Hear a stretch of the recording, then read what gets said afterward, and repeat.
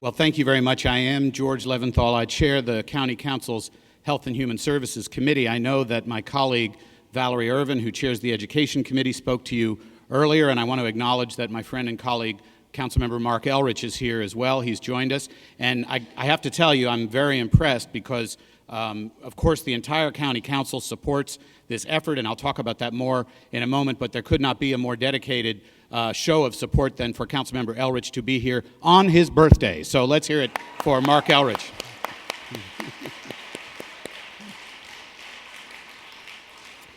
We're at a very opportune moment in the United States and here in Montgomery County as we look at the implementation of federal health care reform.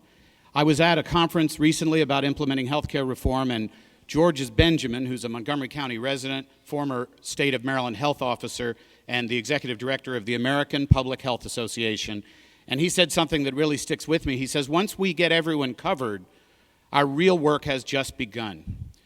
What we are involved in nationally during this extraordinary moment is pursuing three goals as articulated by the Institute for Healthcare Innovation. It's called the Triple Aim. We want to improve the experience of care, we want to reduce the per capita cost of health care, and we want to improve the overall health of the population. That's the Triple Aim. And nationally, we're moving in that direction, and this dialogue today is a critically important piece of that puzzle. Population health. Population health. It's already been stated here that 1 out of 3 children in the United States, 30% in Maryland, are obese or overweight. Roughly about the same proportion now, about a third of diseases that are being treated in our healthcare delivery system are lifestyle related. So we have a moment, we have a window now where everybody's thinking about bending the cost curve, improving the experience of care, and improving population health. And how do we do that?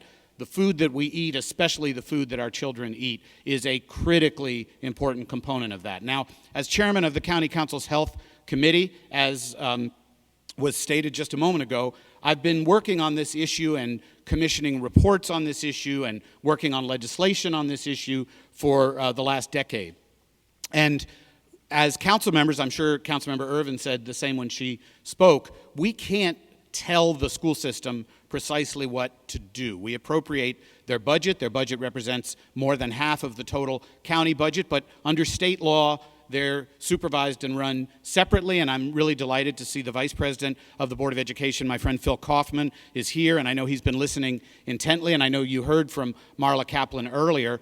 So we've tried at the council level to use the bully pulpit that's available to us to review and to shed light on issues, and one of the first efforts I made in that regard was in 2005 when we commissioned Center for Science in the Public Interest to study the issue of food marketing in the school building. I think we would all hope that the school building would be an advertising-free zone, but of course it's not. And so you see soft drink companies advertising on the scoreboards on the athletic fields. You see book covers with advertisements for soft drinks and candies. And then, of course, you have the vending machines that are 24/7 advertising sodas and snacks and things that we would not encourage our kids to eat, and yet as they walk through the hallways of the school, the vending machines are there. Now, the vending machines are turned off during the school day, and working with Real Food for Kids Montgomery, we just recently persuaded the school system to turn the vending machines off until a half an hour after the school day ends, but it's still present in our school system, and to make a difference, parents like you, community leaders like you have got to stay engaged and got to stay involved. In 2011, we commissioned the study on school food, and you know, there's much to be commended about the efforts that have been made within MCPS to provide fresh and healthy ingredients, but we're not at the forefront. We're not setting a national standard, and I know we're going to hear later from Tony Geraci, who has insights into what the national standard is. In fact, when USDA reviewed Montgomery County school system recently, it received a bronze rating for the health and nutrition of its school program. And of course, in Montgomery County, we want to go for the gold. So we're going to continue to work towards this goal. And as has been said before, I don't want to just repeat the statistics that have been stated, but a growing number of school children are getting most of their nutrition in the school building because of the free breakfasts, because of free and reduced price lunches, and because of summer meals. Now, the school system deserves a great deal of credit. It's been eagerly involved in expanding the availability of food in school. And so the first priority, of course, is that children are fed, that they have enough calories, that they can concentrate, that they're not hungry, that they're able to learn. But if they're getting most of their nutrition in the school building, what we're all dedicated to, of course, is to make sure that it really is nutritious, and we're going to continue to work on that. A couple of other initiatives that I've been responsible for, and again, I give great credit to Center for Science in the Public Interest. If you're not familiar with them, I encourage you to check them out. They're really, I think of their founder, Michael Jacobson, and their nutrition director, Margot Wutan, as the 21st century Ralph Nader. I mean, they are really the consumer movement of our time. And they're shedding light on the fact that a lot of the food that we think of as, basic, good American food really isn't healthy. And they were the ones who worked nationally to promote the idea of labeling food products more than a decade ago, and labeling restaurant menus, which is an effort which is still underway.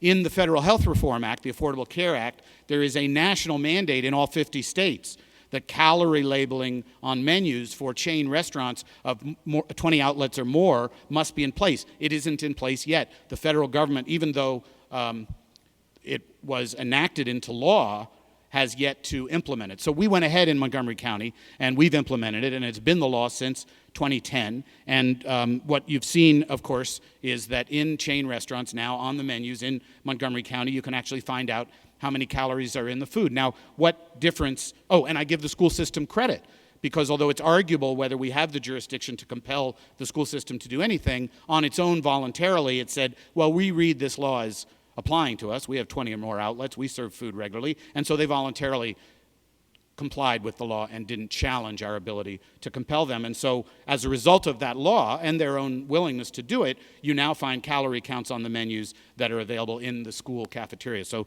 that's excellent.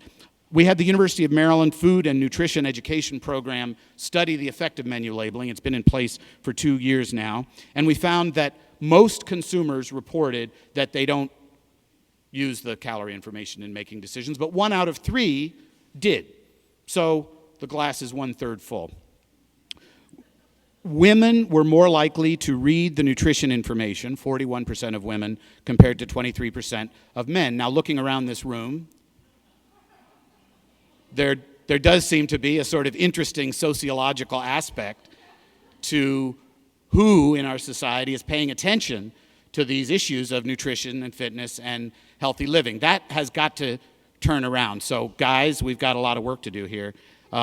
Customers dining with children reported using the information more than others. 42% of customers dining with children reported using the nutrition information. Several stated that nutrition information was very important to them. So Center for Science in the Public Interest recently came to me and said, now there's another new frontier we want you to take on. We want you to pass a law, as they've done in San Francisco and Santa Clara County, where you say that if you're selling toys with the meals in a fast food restaurant, then the nutritional quality of the meal must at least meet the Kids Live Well standards, which is a standard promulgated by the National Restaurant Association. Now, I have not, as of this moment, agreed to introduce legislation to this effect. What we did have just Thursday was a meeting with our restaurant industry to let them know that we have the authority to introduce such legislation, and we would like to understand what efforts are being made in fast food restaurants to improve the nutritional quality of the meals that are available.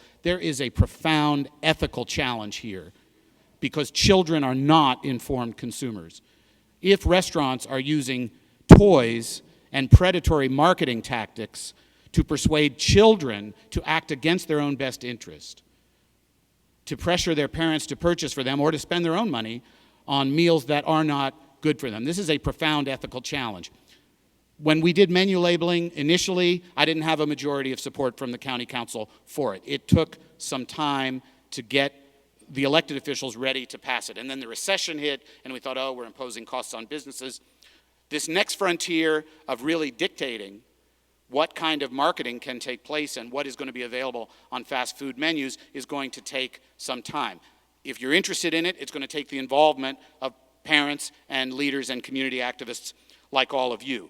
The Kids Live Well program, which the restaurant industry deserves credit for, I have too many notes here. My staff is so good. Says that a children's meal should consist of no more than 600 calories and no more than 35% of the calories should come from fat. In fast food restaurants, 91% of the kids' meals don't meet that standard. At McDonald's, 0 of the kids' meals meet that standard. So if our school, I'm bringing this home, I'm about to close, if our school food program, even if it is reformulating the burgers and the fries and the pizza in such a way that it's healthier than what's available in fast food outlets, if the menu options mimic and resemble what is available in the fast food restaurants, that's an issue, that's a problem. That will only change when energized parents and community activists like all of you demand change. That's what you're doing here today. I'm open to your ideas and suggestions. The county council has ability to surface issues, the health committee, the education committee. We've surfaced these issues. I'm interested in pursuing more legislation in that regard, but I'm just going to close with a story. During the discussion of the CSPI study on food marketing in schools in Montgomery County, I learned of something that I hadn't heard about before, and I was shocked. And what it was that there were PTAs in the county that were having fundraisers at McDonald's. And the way the fundraiser worked was that the faculty at the school, the respected teacher, was behind the cash register taking the change and peddling the Big Macs. I heard about this, I was angry. I said, that's inappropriate. That sends a message to the kids that their teachers, the people who they look up to and respect and admire, are basically endorsing these products of which 0 meet the minimal nutritional standard. And I complained about it. I said, wow, would you do a fundraiser at a tobacco shop? Well, you're laughing. The media picked this up. WMAL, which is right-wing radio, picked this up. It got national play, and the thrust of it was basically Councilmember Leventhal hated America. What's my problem with McDonald's? Don't we know that McDonald's is just, motherhood and apple pie? Why am I criticizing a well-meaning effort by these fast food joints to support the PTA? Okay, the thinking was wrong. Obviously, McDonald's, fine. I mean, they raise a little money for the PTA, fine. But obviously, they're building their customer base for the long term. Obviously, they're counting on teachers to convey the message that this food is okay for you. We can turn this around. We can change this. I'm not afraid of the ridicule. If I'm criticized for standing up for public health, for trying to promote a culture of wellness in this community, for trying to bring down hospital utilization and bend the cost curve, I'll take that criticism. But the only way we can get legislation passed and the only way we can create change is if all of you stay engaged, stay involved. I know there's going to be a great speech now by Tony Geraci. I know we're going to get a call to action at the end of this, and I know that all of you are going to be just as motivated and enthusiastic as I am, and I'll continue to work with you, and I thank you for letting me give these remarks. I want to introduce now our next speaker, Tony Geraci. I'm so excited he's here. I consider him a rock star in the school reform movement. And if you saw the movie Cafeteria Man, you'd see what a great visionary he is, and a great lover of children, a lover of good food, and a real believer in what we're trying to do here. He is also, besides being a visionary, he's a very astute businessman, and he has accomplished great things in Baltimore and now in Memphis, where he works. So I just want to welcome you, Tony, and thank you so much for coming to visit us.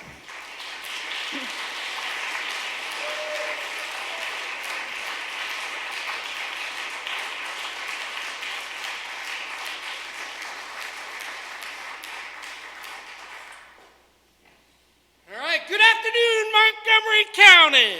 How you guys doing? All right, what a great lunch, what a great day. A lot of information flying around. My name is Tony Geraci. I was born and raised in New Orleans, grew up in a restaurant family, actually grew up above a nightclub on Bourbon Street, so I have very limited parental skills or adult skills, but I've tried to leverage those in my world. I've been a really successful entrepreneur.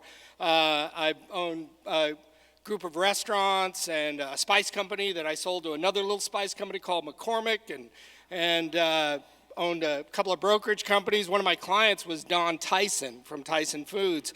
So I learned a great deal about vertical integration in their business model, and I've applied a lot of that in the stuff that we do. So now I just need to figure out how to work this. There we go. So look, it all begins with visionary leadership. There's no substitution for leadership, all right? I'm really fortunate that I'm in a community right now that our superintendent and my boss, the COO, Hitesh Haria, both believe in this. They believe that nutrition is part of readiness. Nutrition is one of the cornerstones for execution of education in schools. Look, it's unrealistic to have an expectation that a kid is going to listen or absorb a lesson plan when they're not ready to learn. If they're jacked up on sugar or if they're hungry, it doesn't happen, all right? It does not happen. So one of the first things that we did in Memphis was we launched, a breakfast in the classroom program, a very robust breakfast in the classroom program. And we focus primarily on elementary school kids. We have 91 schools right now that do breakfast in the classroom. So my colleagues will tell you that if everything is right, if the principal lets the kids in, if the buses show up on time, if the lunch staff are prepared, if everything is good, if you have an enrollment of, say, 500 kids in a school, on a best case scenario, you may serve 100 of those kids breakfast, right? Is that accurate, But if you start doing breakfast in the classroom where you're serving enrollment, it changes the game. And the content of what you're serving those kids change the game, all right? So I'm really fortunate. I have this giant 217,000 square foot central kitchen. It is like my Barbie dream kitchen, all right? I mean, look, I grew up in a city that names its highways after chefs. I knew that I was going to be a chef from the time I was a little kid. I was really fortunate that I had a really great education, but I was a lousy student, right? I didn't get math until I started taking apart recipes. I didn't understand chemistry until I saw bread rise. I mean, those were the voices that spoke to me at an early age that made education relevant, that made it make sense in my world, all right? I'm convinced that our schools are full of these young budding Julia Childs and James Beards that are ready to turn the world upside down if we give them the tools and the exposure to be able to do that kind of stuff. So look, I've taken kind of this different approach to child nutrition in that I live by 3 guiding principles as a chef, as a parent, and as a food service director. That food always, without exception, has to look good, it has to taste good, and it has to be good, all right? That's the 3 criteria that I use in everything that we try to serve in our schools. We have knockdown, drag-out fights in my office about content of stuff. But that thing about leadership is real, all right? That at some point you have to sort of draw the line and say, this is what I'm willing to do, this is what I'm not willing to do, right, in a program. I am a steward of public money. I am a steward of public trust. I am a steward to public, to the children that are the future of that community. So I would be remiss in my responsibility as that steward if I weren't like flipping every rock to find every opportunity to get my kids ready to learn. Bing. All right. So look, so I'm a businessman too, right? So when you sort of look at your business as a whole, I happen to run almost $100 million a year food business, right? Pretty big by anyone's standards. So the first thing that you have to do is you have to look at, so I've got to increase participation. Carla had talked about, a couple of people actually had talked about how the funding works in child nutrition. So I've dedicated the better portion of my life to working in districts with high rates of poverty because I think that that's an area that needs the most focus right now in our country, right? So you don't get paid unless the kid eats the meal. Simple, all right? So you need to be able to present meals that are attractive to kids, that they're willing to eat, so you can get the reimbursement, so you can drive your program. So for us, first things was, breakfast in the classroom. We were the first school district in the Mid-South to launch an after-school at-risk supper program. And how that works is if your school has after-school programming, math, science, language, art, music, sports, you can use this tool to provide zero-cost meals to those students that are staying after school. Look, we're encouraging our kids to stay after school and do better things, but, as a parent, I know that my 3 kids, and they were very active in school, by the time they got home at night, it was almost 7 o'clock. They had had lunch at 11, and they had eat their body weight before they did their homework, So this was kind of a nice little stopgap measure that helps kids to succeed, and it also reinforces my notion that nutrition is readiness, all right? We are a multilingual city as well, Memphis, Shelby County, and so all of our materials are printed in multiple languages, so everybody is aware of it. We do a seamless summer program because hunger does not take a vacation like a lot of people get to do. Hunger stays there, right? So we continue to serve meals every day across the city.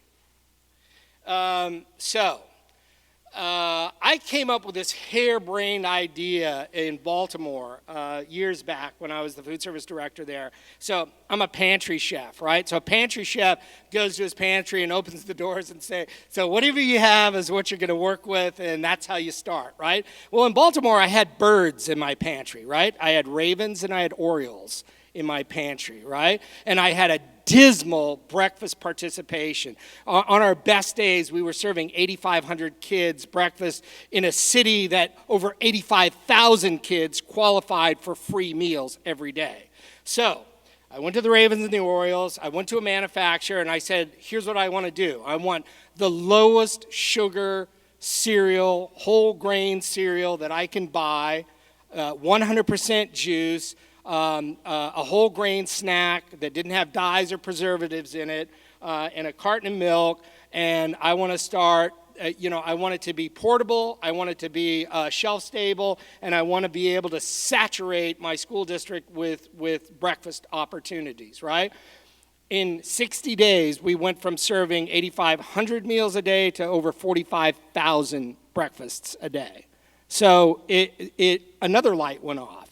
And that light was access, right? That if you don't provide access to food, you can't get kids to eat, right? So, we started pioneering this breakfast in the classroom. The Maryland Meals for Achievement program is phenomenal. We, by and large, I think the benchmark for the country right now on how it works. So then we were able to start introducing other foods, right? So they're eating now. Funny thing happens when kids eat breakfast, they eat lunch. So there's this domino effect that happens that now kids are starting to participate more in the lunch line. We started revamping that lunch line. I did exactly the same thing in Memphis. We don't have birds there. We have bears there, right? So we have the Memphis Grizzlies, and they stepped up to help me launch my program. They purchased mobile kiosks that we were able to set up in hallways, in gymnasiums, in entry points where kids come into school. Same deal. It's shelf stable. Kids toss stuff in their backpack and they keep going, but I know that they're going to eat this at some point in the morning. Our breakfast in the classroom kind of ensures that we bake all of our own breads, all of our own muffins, all of that stuff from scratch, and often from locally sourced ingredients. Like one of our favorite breakfast muffins are sweet potato muffins, right? happens to be a good Southern food, also happens to be a superfood, right? So it works pretty well. So the next thing is like brand identity, right? So look, I'm a businessman. I know about branding. There was a conversation earlier about, the marketing tools that fast food companies use to really do predatory marketing to get kids to eat their product, right? They're very conscious of that, all right? It's not a mistake that they have happy clowns and leprechauns and unicorns and, all kinds of fun little creatures to get kids to eat sugar, right? That's not by accident, all right? So I thought, okay, let's start branding our own stuff. And our brand, look, the product that I'm supposed to produce in the Memphis City Shelby County School District are healthy kids in front of educators that are ready to learn. That is the product that I'm supposed to produce, all right? So we start reinforcing that product awareness. Like if you'll see on our trucks up there, right? So I revamped all of our trucks. All of our trucks talk about our nutrition program. All of our trucks have big, giant free signs on the side, right? That we want to make sure that every kid has access to meals. And we started building school gardens. We built 48 school gardens in the last 2 years. These are not just school gardens. These are production gardens that the food grown in those gardens are served in our schools and served in our cafeterias, all right? Is it enough to feed every child? Absolutely not. Is it enough to get a kid excited about growing their own food and eating their own food? Absolutely. Look, when you give a kid a seed and you let that kid plant that seed and they watch it grow and it turns into something that they can harvest, that they can prepare, that they can share with their friends, it forever changes the way they look at food. It's no longer consumption, all right? These are lessons that we have forgotten to teach our children. These are lessons that we need to reintroduce to our kids. And this is the easiest, simplest way to do that. I mean, when you see a kid walking down a row of cherry tomatoes that he or she just plucked off of a vine that they planted, that's still sort of warm from the summer sun and the flavor bursts in their mouth, that is a moment you cannot teach from a book. That is a moment that every child needs to experience. That is a moment that we can provide. And where I work, we do. All right? So, next slide. All right? We build that steady cadence of change, that drumbeat of change. We are in the news constantly. We're in the news for positive things. We go out of our way to seek out media attention on the positive things that we're doing because it's really easy for people to take pot shots at a school lunch program. They're an easy, big target, okay? A lot of people don't understand that this is, look, I've been really successful in the private industry. And I have to say that my 15 years in child nutrition have been the hardest work that I've ever done in my life. The hardest, the lowest paid, and often thankless work. But when I see a kid that stops me in a hallway and says, hey, Chef G, you were talking about kiwis last week. They're not really kiwis, they're gooseberries, just so you know. That blows my mind, right? It's awesome. It's awesome that they're engaged in that process. Next slide. We can just kind of go through all this stuff. All right. Next one. All right. So farm to school. So my association with Farm to School is long and deep, right? I was one of the founders of the New Hampshire Farm to School Network. I have played an active role as an architect and a contributor to the National Farm to School conversation. And I came about that, like many things in my life, by accident. I was driving down the road in southern New Hampshire on my cell phone, screaming at my produce guy that, where are my 10 bushels of apples? They're not here. I need those for my kids. Kept dropping the call. So I pulled off to the side of the road. So I thought I could get better cell service, and I'm parked in the middle of an apple orchard. Yeah, Crazy, right? So I got out of the car, I walked up the road, and there's this woman, Peg McLeod, and she's sorting apples. And she has this giant pile of apples about the size of my palm, and then this other pile of apples, larger apples. And I asked her about the apples, and she said, well, so look, the big apples we use at the farm stand, we sell those. The little apples are really not a viable commercial apple, so we press them into cider, or we use them for hog feed or whatever. And again, the light went off, and I thought, little hands, little apples, this works perfectly. What if I could buy every apple of that size that you could produce? I would be willing to buy that. I mean, I've got like 6,000 kids in this district. I'm pretty sure I could use them up. She said, yeah, absolutely. And she teared up a little bit, and I didn't understand that at the time. I thought she was all excited because, I offered to buy all this stuff from her. But the reality was her husband, John, was the former president of the New England Fruit Growers Association, and he was also in the final stages of Alzheimer's disease. And this fifth-generation family farm was about to become mostly condos because, like Montgomery County, land is worth more for other purposes than growing food often. And this was an opportunity for her to keep that family farm. As a family farm, we still buy apples from, Norway Hill Farm to this day, the Conval School District. And it's grown, and it's gotten bigger. And, and our kids actually go out and pick apples there. So, it's very cool stuff. But the Farm to School Network is more than that.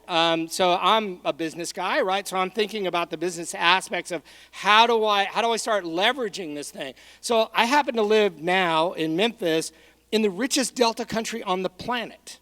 On the planet, all right? We can grow food year-round there. They do grow food year-round there. Unfortunately, most of the stuff that they grow there are GMO corn, soy, cotton, right? And all in, farmer works his butt off, all in, they're maybe yielding $850, $900 an acre, after expenses and everything else. But if you do a thing called truck farming, where you're growing mostly vegetables, the yields are like $10,000 an acre. It wakes farmers up, right? And if you can go to that farmer and you say, as an example, in Memphis, when I serve zucchini for one meal, for one serving, for one portion, 60,000 pounds of zucchini. One meal, one day, one time. So there's a huge market, right? So, until recently, that market was not really exposed to the local farming community. So we started working with farmers. Look, farmers are farmers. They're not marketeers, all right? They don't show up in tasseled shoes and a $1,500 suit. They show up in mud-covered boots and a T-shirt and say, I need to get this stuff planted. Their time is valuable. So we were able to work with a group of farmers in Memphis, and now, we're sourcing about 20% of our produce now locally because we were able to create the market. And it didn't happen overnight. It didn't happen the first year. We worked really hard over 2 years to get people to start contract cropping for us, right? So it works. Next one. Teaching with taste. All right, so look. Again, kids respond to different input, right? And that kid right there with his eyes sort of open, he's looking. He just tasted a radish microgreen for the first time in his life. I think his expression sort of tells the whole story, right? And this was at the Great Kids Farm up the road. If anybody gets an opportunity, go up to Baltimore and see Greg Strella at the Great Kids Farm. He does phenomenal stuff. We were the very first urban farm in the United States of America. He was the very first urban farmer hired by a food service director for his program. So, he does phenomenal work. Next slide. So, look, we want our kids to understand that there are other opportunities. And farming and like agro-hospitality as an industry, it's a word, I made it up, right? Agro-hospitality, right? It just means growing stuff, cooking stuff, serving stuff, right? It's a huge industry, right? As a chef, I've had the opportunity to cook from Hartford to Hong Kong because of that industry, because of those connections to food and restaurants and farming and stuff. And I've lived a really phenomenal life, a blessed life, really, and with minimal education, as you can tell by my presentations. But we wanted our kids to be able to start getting introduced to that kind of stuff, that it's not just about planting a seed or cooking a meal, that there's math and science and technology and logistics and all kinds of other career paths that are associated with this industry. And to somebody's earlier point, the average age of the American farmer is 60 years old, right? We need to reinvigorate that industry in a big way. All right, so that's one of my personal missions that I'm involved in. We have a very robust CTE program, Career Technology and Education program, that our kids are working our hoop houses, working our school gardens, working in our central kitchen for job skills and training, because we would like, and we've partnered with a couple of culinary schools, so as kids graduate from our program, they transition into the next program, but we're creating pathways for our kids to be successful. Not every kid is going to go to college. That is a reality, all right? Some of it is an economic reality. Some of it is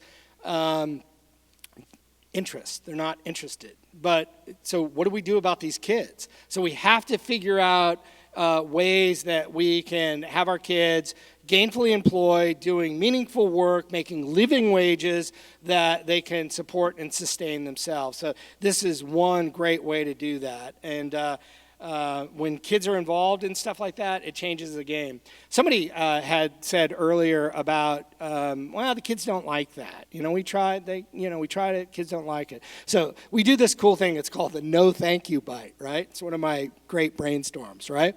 So I take a little paper 1 ounce solo cup, right?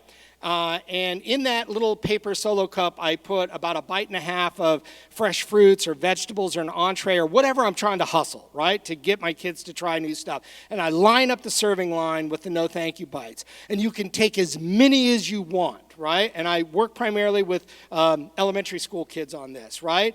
But the deal is you have to try it. You don't have to like it, all right? But you have to try it. So if you try it and you don't like it, there's no ew, there's no yuck, there's no nasty, it's no thank you. You toss it and you move along.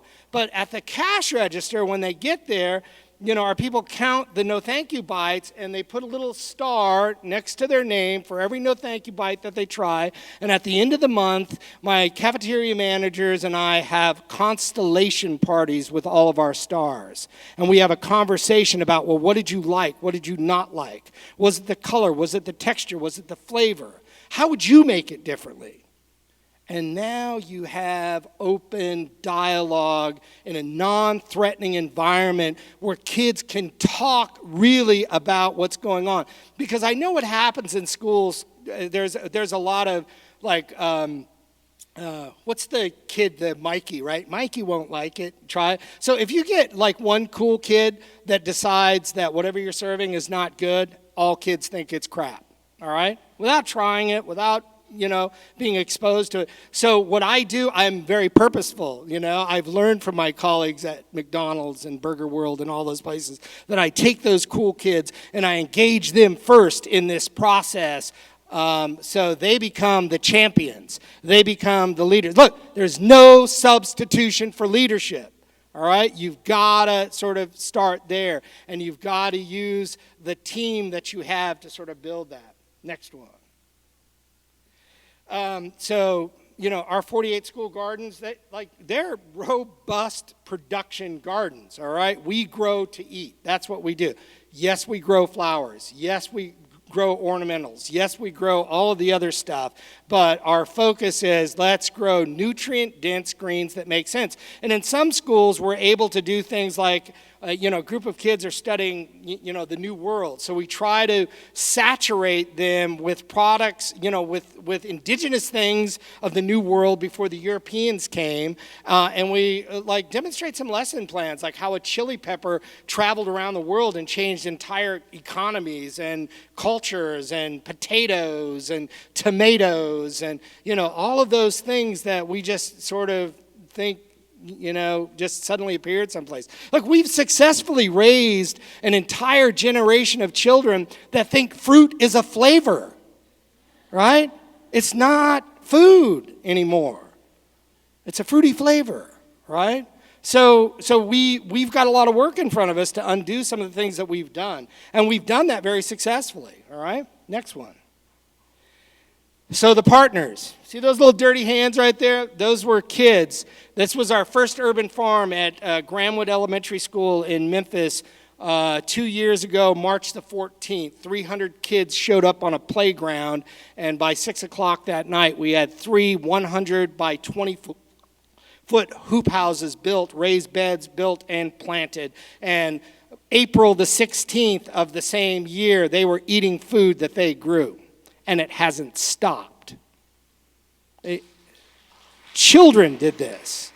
There were a handful of adults that came to volunteer to do some of this stuff, but children built this, and it's pretty amazing to see. All right, so we partner with, a lot of community partners to do the things that we do. So we're really fortunate in Memphis that we have one of the largest urban parks in America. It runs right through the middle of Memphis. Geographically, Memphis is a big sort of spread out place. And it's the Shelby Farms Park. And at that park, like most communities, there's a lot of unused land, right? And this park is public property and part of the public trust. So they gave me 56 acres, and they said, Tony, do whatever you need to do with the 56 acres. So we started growing stuff. We started growing stuff that we could eat, that we could cook, that we could use, And I invested almost $200,000 in that project. But the net yield was $1.3 million of wholesale value produce. That is an ROI, a return on the investment of over $1 million. That the taxpayers didn't pay for this new fresh food. Their children grew that for them, and we gave them credit for it. We also partnered with the House of Corrections that was close by, and we got all volunteer inmate labor for some of the heavier stuff that, the kids couldn't do. And by the way, no kids and inmates were together at the same time, right? But these inmates got 2 days off their sentence for every 1 day that they worked. So it was a double savings. The community saved money from incarcerating people, and the community saved money in real whole food. And 4 of these prisoners right now are full-time employees in hoop houses of their own, and they're making a go of it as a business, right? So there's job skills that are transferable around this thing. And we have great corporate partners in Memphis. Like we have FedEx, we have Merck, So those guys step up. They've been sponsoring the cost of students to go out and do these internships. And our internships work like this, that it's a 3-year commitment minimum. Your first year, you're sort of doing grunt work. Your second year, you're sort of learning the ropes of how it works, and you're peered and partnered with other kids, and then in your last year, you run the program. You're the boss. So it's kind of like training the trainers to run the program, right? So now our students get this opportunity to lead, our students get an opportunity to share, and our students get an opportunity to really sort of have some great stuff on their resume when they're college shopping, right? Makes a lot of sense. Look, our breakfast program has been really successful in great part because of that. Like when we first launched breakfast in Baltimore, we had a real hard go with it because it was a union operation and it wasn't in their contract, and they didn't want to do it. So growing up in New Orleans and going to Jesuit schools, I secretly lusted after the hall monitor sash. It was like this outward sign of nobility and respect I did not have. And so we started doing this thing called the Breakfast Club. So we started engaging kids that would bring the breakfast into the classroom, pick up the trash, and leave. We gave them community service hours for the work that they did, made a big deal over it.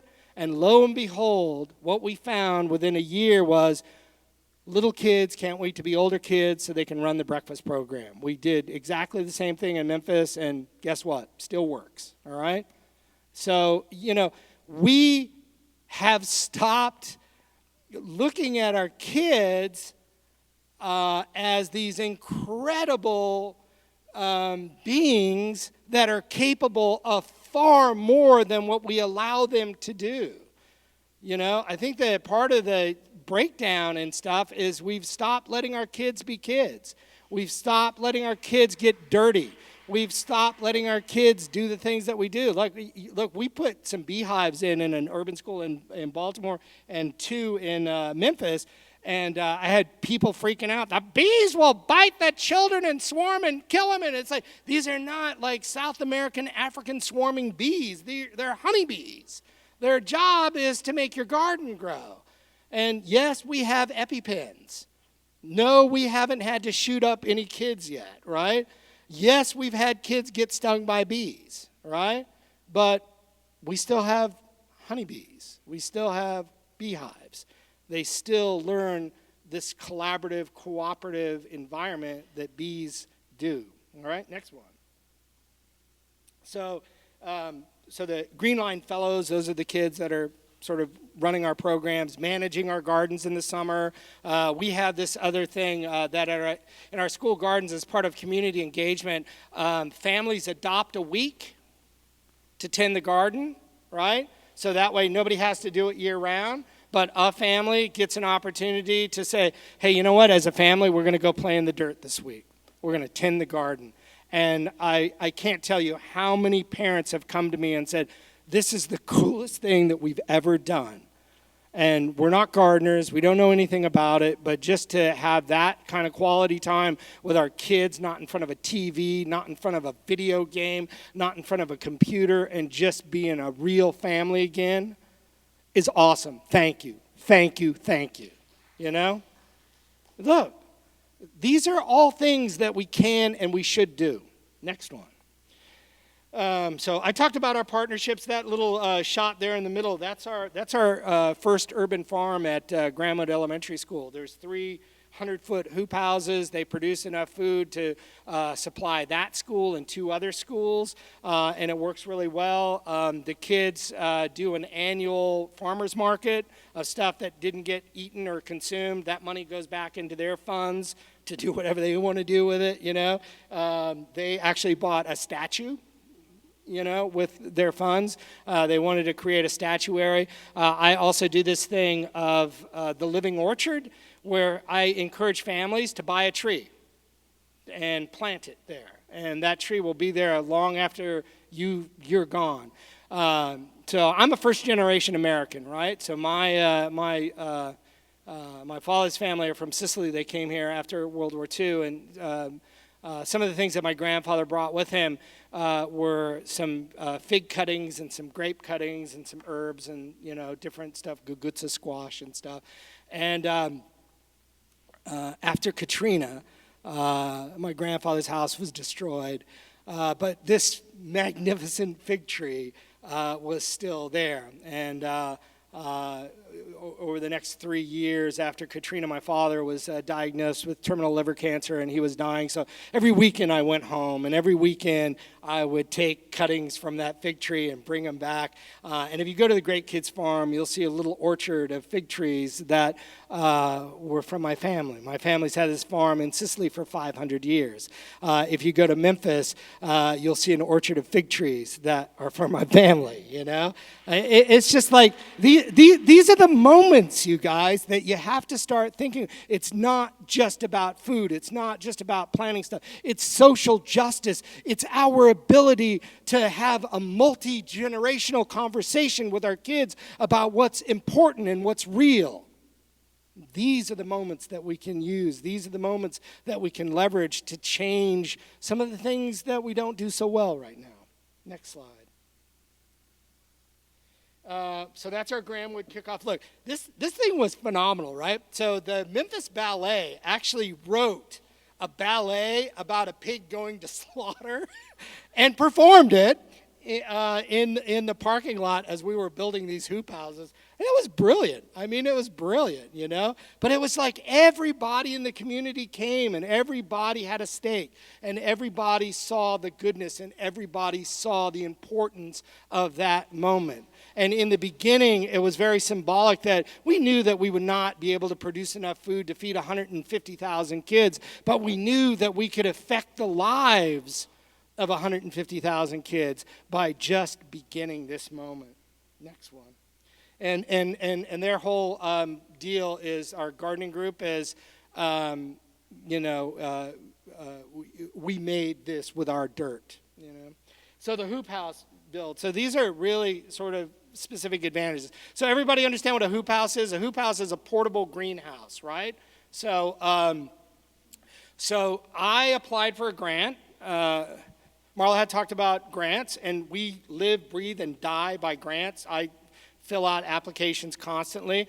And there was the inaugural National Farm to School planning grant. Right? And I was one of the inaugural recipients of that grant. And our plan was, how do we start developing a vertically integrated food system within our school district that was sustainable, that had strong educational ties, and that made sense for all of the stakeholders. So I worked with this brilliant professor at Eastern Shore here in Maryland, Tom Handwerker, and I knew Tom because he lived on his sailboat and I lived on my sailboat, so we were kind of boat bums together. But he happened to be a really brilliant agriculture guy, and he taught me how to build these hoop houses. So we started building hoop houses immediately in Memphis, and the beauty of these things is you can literally build them on a parking lot. You don't need land. You can build them on brownfields. In fact, I'm partners in a for-profit company over in Baltimore called Big City Farms that we have 18 hoop houses built on a brownfield over there because we lay a polymer shield down and bring in fresh organic soil from the beginning. We sell to a college, the public school system, and to that little grocery store chain called Whole Foods over there, you know? And it's been very successful.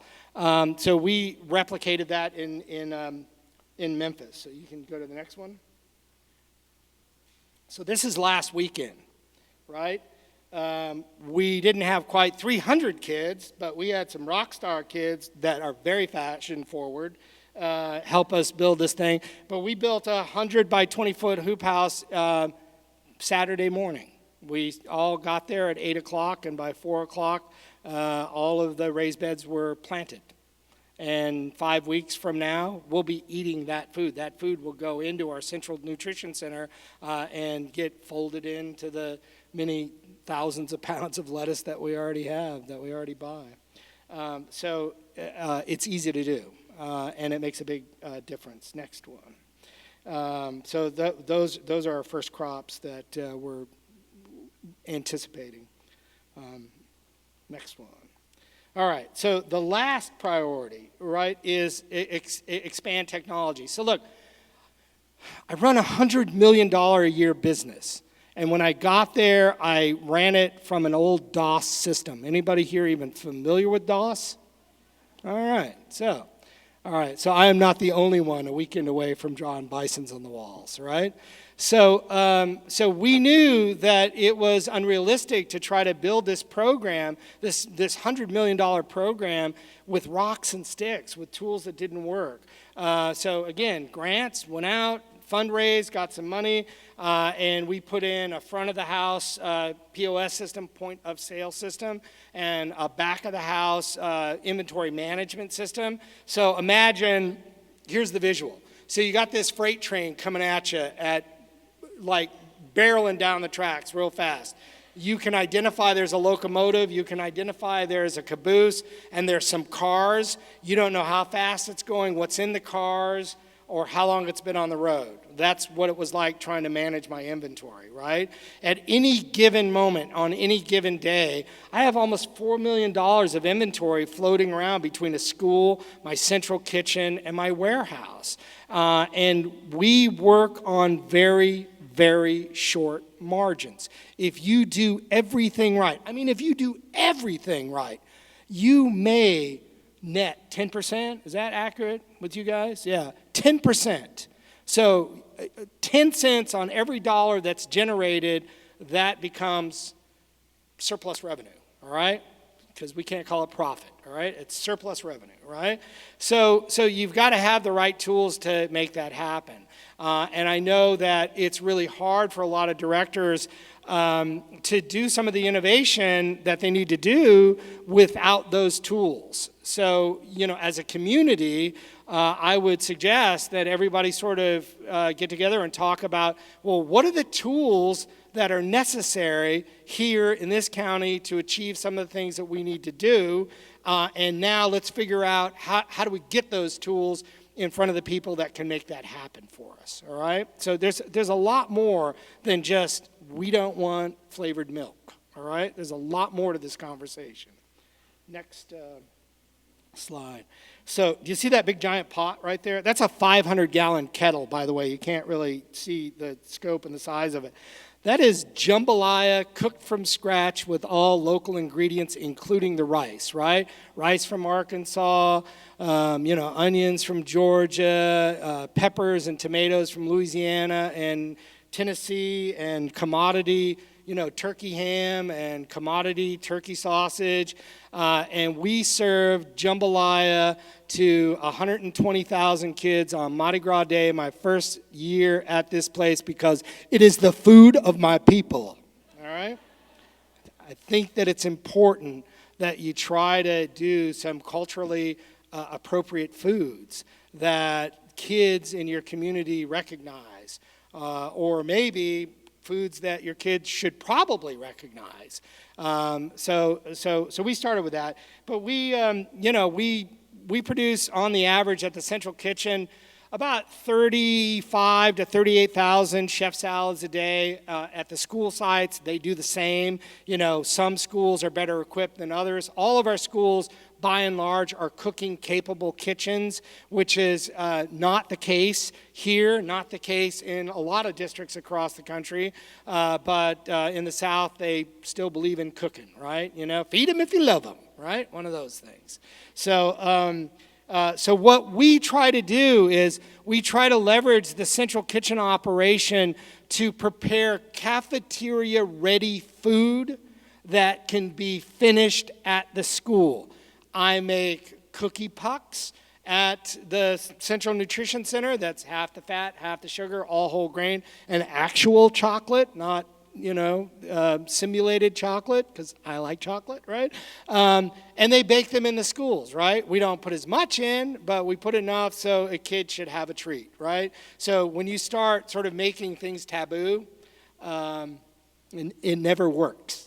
It never works, all right? So we try to provide access to everybody, but we have controls on our POS system that you as a parent, you can say, hey, I want Donna to eat at least one good salad meal a week, and she can have snacks 2 times a week. And if Donna comes through my register and she's had more than 2 snacks that week, there's a little flag that pops up that says, your mom said no. It's real simple, all right? Look, as parents, you've got to take control. You've got to get back in the driver's seat and say, well, my kids go to the school and they eat all this crap. Well, you, as a parent, have the opportunity to stop some of that stuff.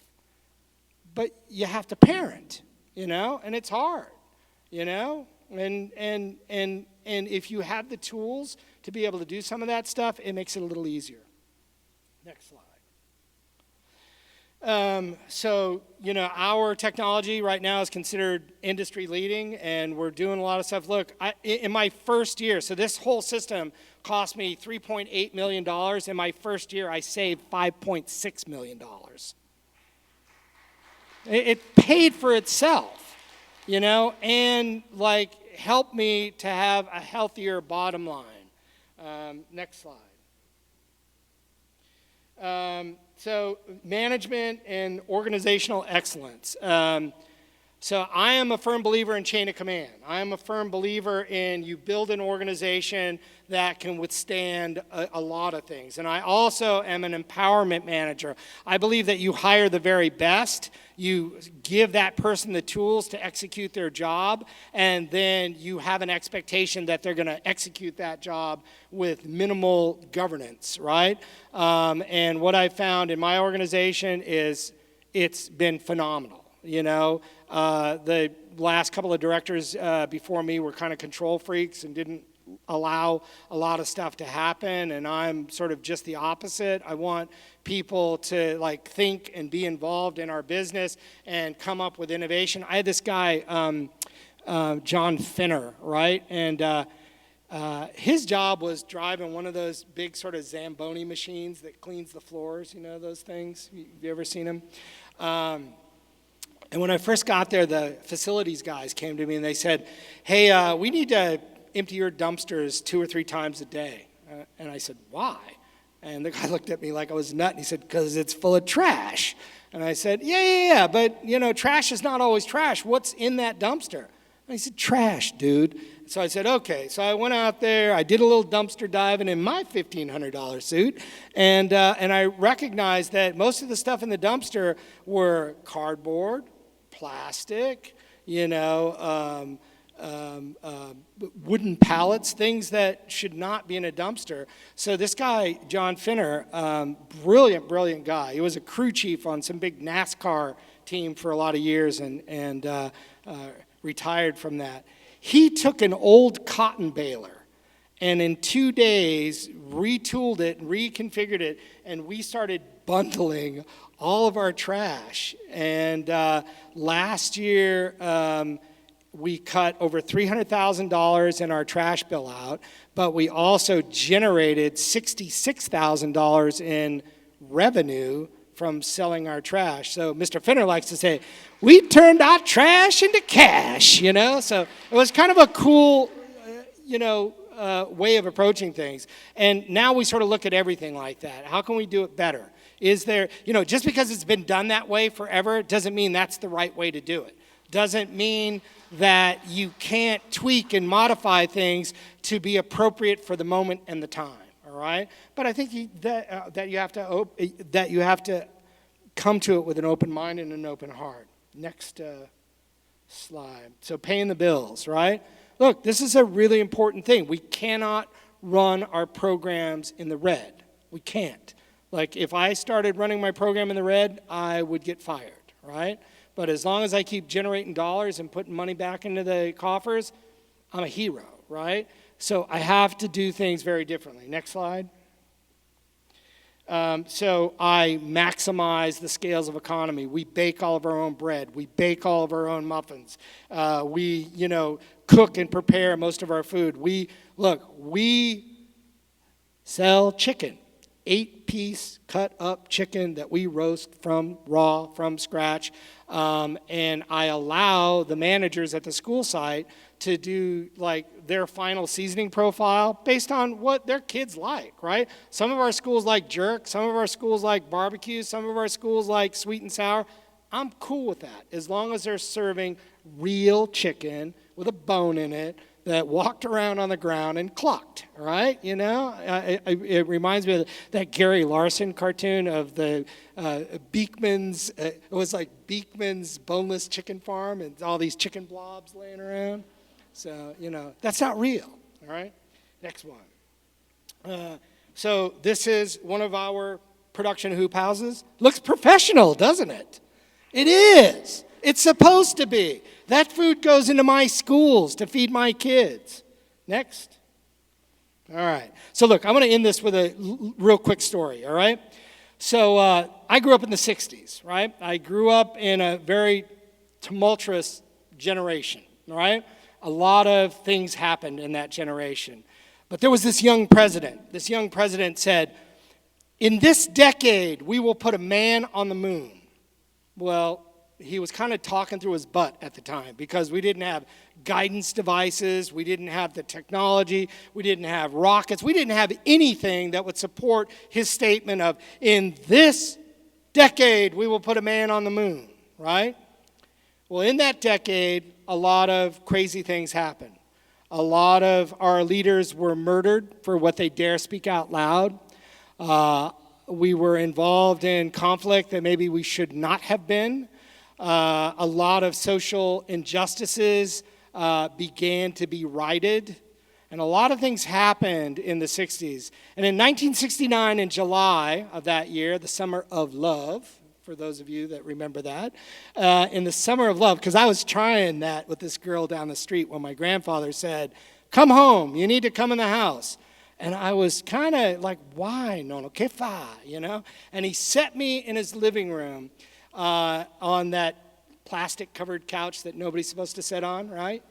And we sat there, and this is a man who didn't speak English. This is a man who saw air travel happen in his lifetime, right? And we sat there and we watched men walk on the moon. And it forever changed the way I thought about life. It forever changed the way that I approach things. That anything is possible if you can dream it. Anything is possible if you're willing to do the work. Anything is possible if a community comes together and decides this is important for us, for our children. And unlike rocket science, I don't think this should take a decade to change. This is something that we can do now. This is something that we can do today. And it's something that everyone in this room, I would like to say that it is everyone in this room's responsibility to do that. And don't lay it on the shoulders of one person and say, fix that. You're a community. Fix it together and make it happen together. That's it. People often talk about the fact that here in Maryland, because of the temperatures, we don't have a year-round growing season, so we can't really do the farm-to-school thing, but you were in Baltimore, so you have very personal experience. Can you talk a little bit about that issue? Yeah, absolutely. Look, this climate here will support year-round farming. But again, as a chef, I mean, you sort of have to look towards seasonal opportunities, right? When I was a kid, I couldn't wait until grapes were in the stores, you know, or available. Now you can get that stuff year-round. So I think that it's a great deal about sort of a seasonal consciousness about what's available and how do we utilize that availability, to feed our kids. But yeah, you can grow stuff year-round here. And the Secretary of Agriculture, Buddy Hance, buddy of mine, he is all over this thing. He supports it. He believes in it. He's a farmer himself. He knows that this is important and a big, huge supporter of Farm to School and the governor as well. Yep. You had mentioned about the after-schools food program early in your talk, and you said you could make it happen at no cost. Yeah.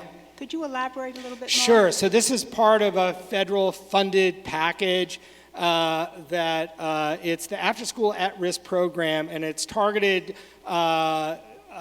to schools and communities that have, a lower or higher rate of free and reduced. But the notion is this, that if we are successful in getting our kids to stay after school to be involved in math and science and language and art and all the things that we want them to be involved in, we also recognize that these kids are hungry. So, supper is kind of a misnomer. It's more of a really nutrient-dense sort of like snack meal that will tide them over until they get home at night. But it's fully federally funded. I'm serving about $25,000 a day, and it makes a huge difference in my revenue stream too, because the reimbursement of the supper program is actually higher than the lunch program, and there are fewer restrictions on content.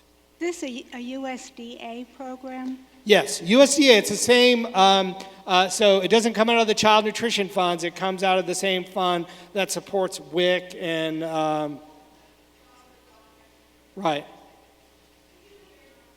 Yeah, it's cool, yeah. Hey, Tony, how many of your schools, or what percent of your schools have salad bars?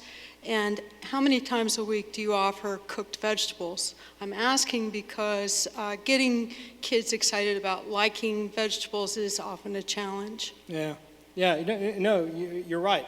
So we only do salad bars at some of our high schools because of salad bar etiquette and waste and stuff, and we find that it's more efficient and effective to do pre-prepared salads, but we do a multitude of those salads. So it could be, animal-based chef salad, plant-based, protein salads, roasted corn salsa salads, like all kinds of stuff. But for us, it speeds up the line and it gives our kids an opportunity to have 3 or 4 choices that they can grab and go with. And look, next year, we're going to be the very first school district of our size to offer a universal free child nutrition program, breakfast, lunch, and supper. And we're really excited by it. We're going to take advantage of a new program that's being introduced next year called community eligibility. So for us, it works. It works well. And for me personally, it eliminates any stigma around food, right?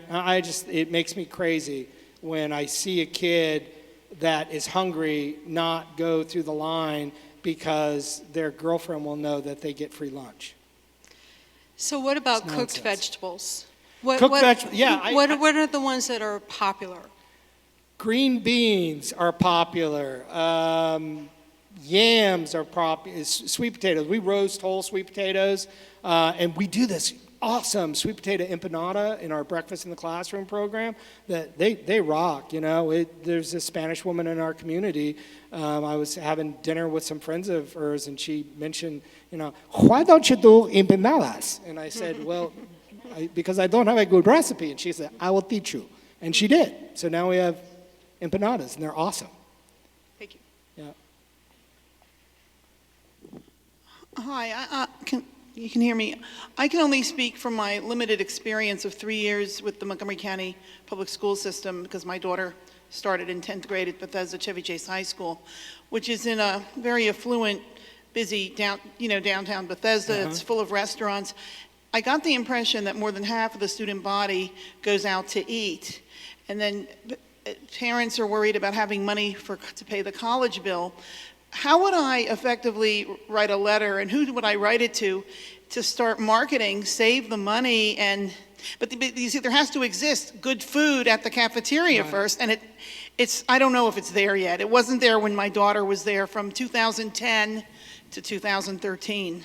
Right. Well, so what you're really talking about is access, right? So yeah. I think that if communities allow their kids to leave campus in an area that's saturated with fast food, you're just kind of setting yourself up. They're spending $200 a month on lunch when they go out to eat. Sure. And they could be putting that money to college. The best value in America is school lunch. That is the best value in America. Where can you get a real meal for a couple of bucks? So who should I write my first letter to? Montgomery County Council? Probably. School board. I mean, I don't know. I don't know the politics that well here. Yes, ma'am. Hi. First of all, I want to thank you for that extremely inspiring speech. I thought it was fabulous. Welcome.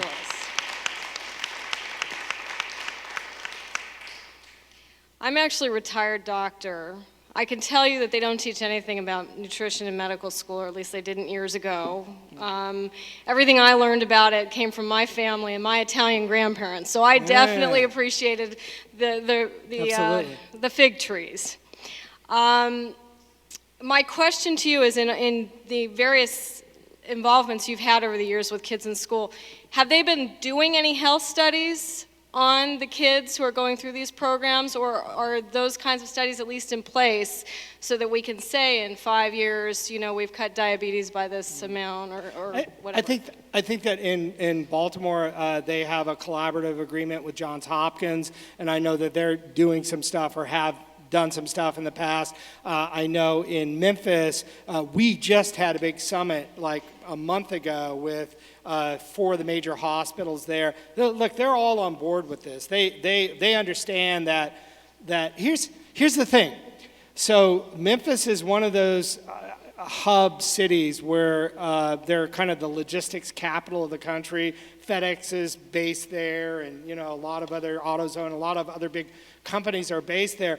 And a lot of those companies are struggling with staffing because of health issues, so they're very interested in making the schools better because it attracts, executives to, send their kids to schools, and health outcomes because they get healthier staff members.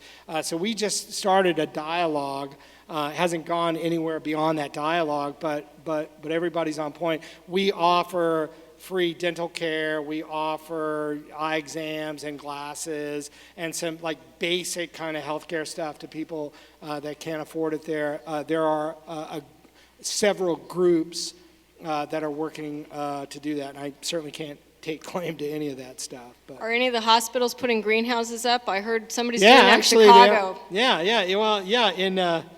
In Memphis, it's kind of become a little bit of a competition now, So everybody's doing their own thing. We have several harvest feasts, and yeah, it's really refreshing to work in a community that like the light went on. It's like, oh, if we're going to have a great Memphis in 20 years, we better have great kids today. Yes, sir. Yeah, so I think you mentioned that in one of the schools you worked with, the food that was grown in the school garden was sold in farmers markets. Students sold excess stuff in their own farmers market. It's a student activity. So the kids that run that little school garden, it's a club. It's a garden club. Mm-hmm. So they're allowed to do that. So what are the possibilities of having a school garden and then selling it maybe to the parents so the parents can buy food that their children grew? That's kind of the clientele of these farmers markets that these kids do. A lot of their parents and family and friends come to say, "Oh, look what you've done," and and support it. Pardon? Yeah, that's a good idea. My focus is putting healthy kids in front of educators ready to learn. My focus is to feed my 40, 60,000 kids, depending on how you crunch the numbers, a day. And then what about also maybe using that kind of program to teach the kids, have them involved in the business aspect of it, so kind of teach them like business skills as well. And so our CTE program does exactly that. So we're actually working actively to train entrepreneurs to do this, like those hoop houses that we build. So one of the reasons why we built that at that site was to have a demonstration model for a kid to be able to say, okay, I can run this, I can plan it, I can manage the contract cropping needs that my client wants, and I'll still have enough left over that I can do my own CSA or support farmers market. But most of these kids, like in Baltimore, the 3 kids that we have up there that are running those hoop houses, those guys make $50,000 a year, and these are kids straight out of high school. It's not a bad job, For kids that were never expected to do anything but be gang members, all right? So we don't give our kids enough credit for who they are and what they can be. Thanks.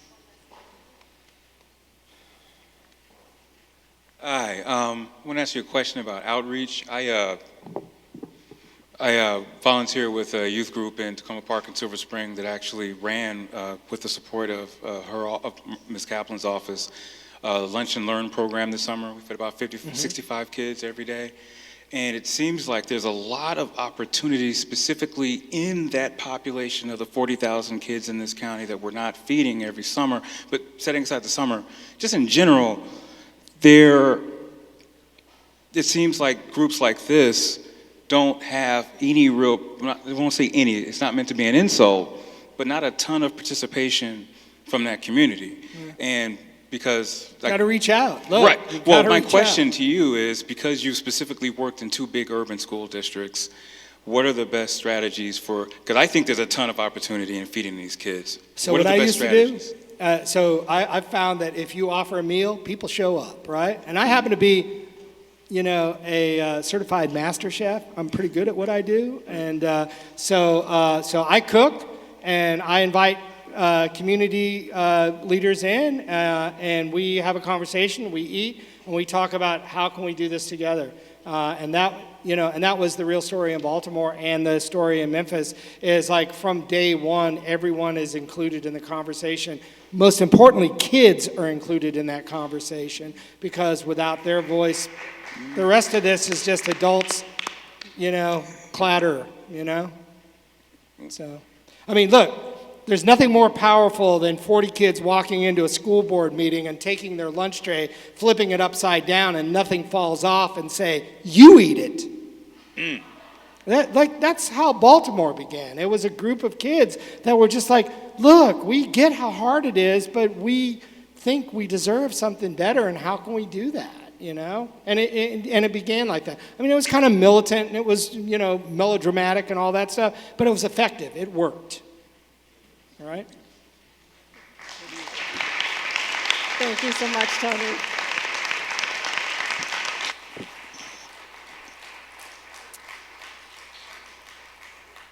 Let's also give a round of applause for all the great volunteers who've been cleaning up and collecting garbage and handing out meals and just really helping us out today.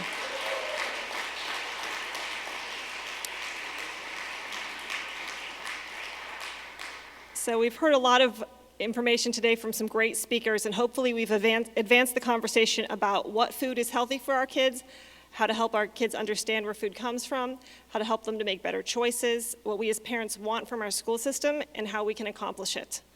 Thank you to all our speakers, the Forum Planning Committee, and my wonderful partners in this forum, Gordon Clark and Karen Devitt, and our sponsors, and everyone who took a chunk of a beautiful fall day to be here with us. I hear from a lot of parents who just can't understand why the MCPS menu is so dominated by pizza, chicken nuggets, and burgers. As the 11th wealthiest county in the country, frankly, we're expecting more. And the kids on free and reduced meals deserve more. We know kids like pizza, chicken nuggets, and burgers. They also like chips, candy, and soda. Kids like junk food. Yeah, that's right, kids like junk food. But we know it's bad for them. So why are we facilitating their addiction to junk food? The perception of children as customers can lead to an abdication of adult authority. The education component of school should not stop at the lunchroom door. What is the point of giving nutrition education in every grade if one stop at the lunchroom or the vending machines exposes kids to products daily that are clearly not good for them? It's a mixed message. Not to mention that if the food they're eating while in school is full of chemicals known to decrease attention or exacerbate the effects of ADHD, they will not be performing well. This situation is to no one's advantage. And we've heard from Tony's presentation that there are other ways to make up budget deficits than selling unhealthy a la carte items. Yes, it will take some shifting of the current paradigm. There will be setup costs. But ultimately, MCPS could be thriving financially by selling healthier food to kids while simultaneously creating jobs here in Montgomery County. A couple of months ago, I met an RFKM member at an event we were participating in. She was pretty young, although out of high school, and she didn't have any children, so I asked why she was interested in our organization. Then I heard her story. As the daughter of immigrants from Senegal, she came to the US and started attending Montgomery Blair High School as a senior. Because she qualified for free and reduced meals, she ate both breakfast and lunch at school daily. She also bought items from the school vending machines. Her parents assumed that if the government was providing the food, it must be good for her. When she saw our display of flavored milks and a la carte items from the cafeteria, she recognized the Rice Krispie bars and strawberry milk that she used to eat, and remembered the French toast smothered with syrup that's still on the breakfast and sometimes lunch menus. After 1 year in high school here, she had gained a significant amount of weight, had hypertension, and was pre-diabetic. Her doctor told her to immediately stop eating the school food. She's a member of RFKM now because she recognizes how dangerous the school food can be to kids' health if they're making the wrong choices. Let's stop offering wrong choices. She is who we are fighting for. We're fighting for the kids on free and reduced meals who eat 2 and sometimes 3 meals a day in school. That's the majority of their daily calories. That's the food that's fueling their brain all day. These are the kids we're fighting for. Well, my activism on the topic of healthy food started way back in high school with a letter to the editor of my high school paper about the school food. What really got me riled up after arriving in Montgomery County was when I asked the principal at my son's school about eliminating the chocolate and strawberry milk. I was told that the parents were already asked in a poll whether they wanted to get rid of the strawberry milk, and since so many were indifferent or wanted to keep it, they kept it. It was only later that the absurdity of this approach struck me. Do we poll parents to determine whether they think algebra is useful to kids? Then why should a parent's preference dominate what happens in the lunchroom when we're well aware of the fact that the poor eating habits of this generation and the surplus of sugar in children's diets has led the CDC to predict that 30 to 40% of today's kids will develop diabetes in their lifetimes if we don't reverse the trend? We should be making decisions on the basis of the best available scientific consensus. The parents I speak with don't quite understand how things could still be where they are in MCPS, and I think I understand why after working on this for the last year. First, the people running our schools are busy and have a lot of issues to deal with. Many that feel a lot more pressing than this one. And second, because change rarely happens because one person at the top initiates it. Frankly, that one person at the top can't take the political risk to single-handedly make changes, nor even can those 8 members of the Board of Education. They have to know that the grassroots are behind them. They have to believe that we have their backs. So what is our job now? First, to make sure that this issue makes it to the top of their priority list for the Board of Education and the superintendent. And second, to make sure that they understand that if they take the political and financial risk of making changes, that the parents of Montgomery County will be behind them. So what we need from you is this. Visit RFKM's and MVG's websites. Sign up for our email updates. Like our Facebook pages. Open our emails. If we ask you to sign a petition, sign it and pass it on to all your friends. If we ask you to make a phone call, make a phone call. Show up at a Board of Education meeting. If they make a positive change, thank them. Ask your PTA delegates to support healthier food. Volunteer with RFKM and MVG. Represent RFKM to your school and invite MVG and Master Gardeners to come in and speak to teachers and kids.